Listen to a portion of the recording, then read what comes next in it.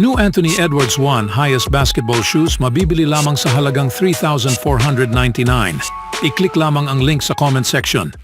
Si LeBron James at ang Los Angeles Lakers ay wala na sa playoffs ng halos isang buwan na ngayon. Pero dahil sa pagmamahal ni James sa basketball, patuloy siyang nakatutok sa mga nangyayari sa postseason. Ipinahayag ni James ang kanyang opinyon tungkol sa kung ano ang gagawin niya kung siya ang nasa posisyon ng Indiana Pacers sa Game 1 sa kanilang Eastern Conference Finals laban sa Boston Celtics. At nitong Huwebes, sa 108-105 na panalo ng Dallas Mavericks laban sa Minnesota Timberwolves, ipinahayag din niya ang kanyang matinding opinyon tungkol sa isang patakaran ng NBA na sa tingin niya ay walang saysay. Ang star ng Lakers ay nagreklamo tungkol sa limitasyon ng NBA sa 2 challenges lamang kahit na magtagumpay ang parehong challenges. Ito ay nakaapekto kay James dahil ang Mavericks matapos magtagumpay sa 2 challenges sa third quarter ng Game 1 sa kanilang Western Conference Finals laban sa Timberwolves ay hindi na magkakaroon ng pagkakataon na mag-challenge ng isa pang questionable na tawag para sa natitirang bahagi ng laro. Kailangang baguhin ang patakaran sa challenge. Walang saysay na may 2 matagumpay na challenges at hindi na pwedeng mag-challenge pa para sa natitirang bahagi ng laro. Hindi ito makabuluhan, isinulat ni James sa kanyang opisyal na X account. Sumang-ayon ang mga tagahanga ng Mavericks sa opinyon ni LeBron James. Pagkatapos ng lahat, bakit kailangang makatanggap ang Dallas sa pag-challenge sa mga maling tawag ng mga opisyal?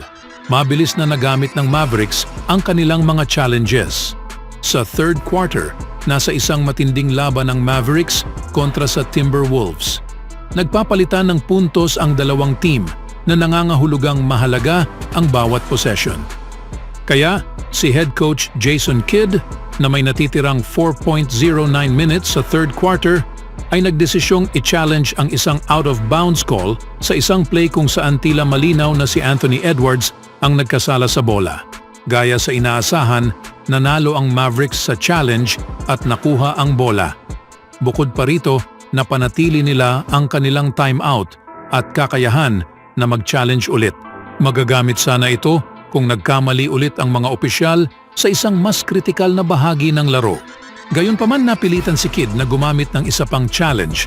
Makalipas lamang ang 2 minuto matapos tawagin ng mga referee ang jump ball sa isang out-of-bounds call dahil sa kawalan ng katiyakan kung kaninong player ang huling humawak sa bola.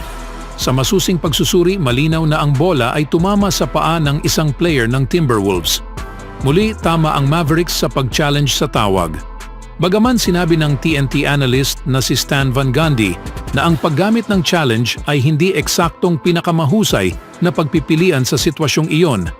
Dahil hindi naman ibinigay ang bola sa Timberwolves, mahirap sisihin ang Mavericks sa kanilang desisyon na subukang baguhin ang tawag, lalo na't napunta sa kanila ang challenge. Isang maikling kasaysayan ng patakaran sa challenge ng NBA na hindi gustong-gusto ni LeBron James. Sinimulang ipinatupad ng NBA ang patakaran sa challenge noong 2019-20 season.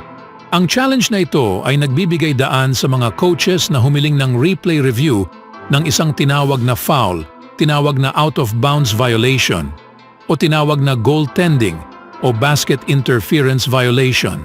Sa unang 4 na taon ng patakaran, limitado lamang ang mga team sa isang challenge kada laro. Ano man ang resulta nito, ginawa nitong hindi rewarding ang patakaran sa challenge. Gayunpaman, bago magsimula ang 2023-24 season, inaprubahan ng liga ang isang pagbabago sa patakaran na nagbibigay ng isa pang challenge sa mga team kung matagumpay sila sa kanilang unang attempt. Malinaw na nais ni LeBron James na magkaroon pa ng mga pagbabago.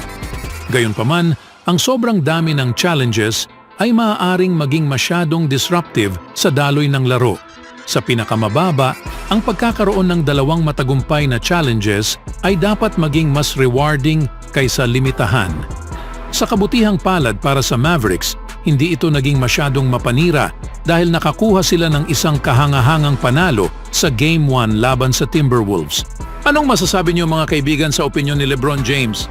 Speaking of Dallas Mavericks, si Luka Doncic ng Dallas Mavericks ay nakipaglaban kay Anthony Edwards at sa Minnesota Timberwolves, kasama ang kanyang mga teammates nitong Huwebes na may layuning makuha ang isang malaking panalo sa Western Conference Finals. Bago ang laro, nagkaroon ng positibong balita tungkol sa injury update ni Doncic habang naghahanda ang team na harapin ang pinakabagong paborito ng media sa liga. Samantala, nagbigay ng matapang na pahayag si Mavericks coach Jason Kidd sa mga sensitibong komento ni Karl Anthony Towns na may kasamang shoutout kay Dirk Nowitzki.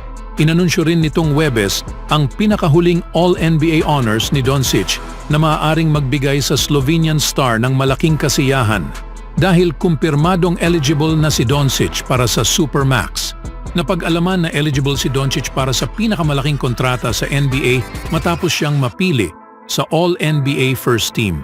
Ang 6'7", 230-pound na may edad na 25-year-old na guard of forward ay may average na 33.9 points, 9.8 assists, 9.2 rebounds, at halos 50% shooting mula sa field sa isa na namang napakahusay na season. Siya ngayon ay eligible para sa isang Supermax contract na maaaring umabot ng halos $350 million sa loob ng 5 taon kung ito ay tatanggap ng offer.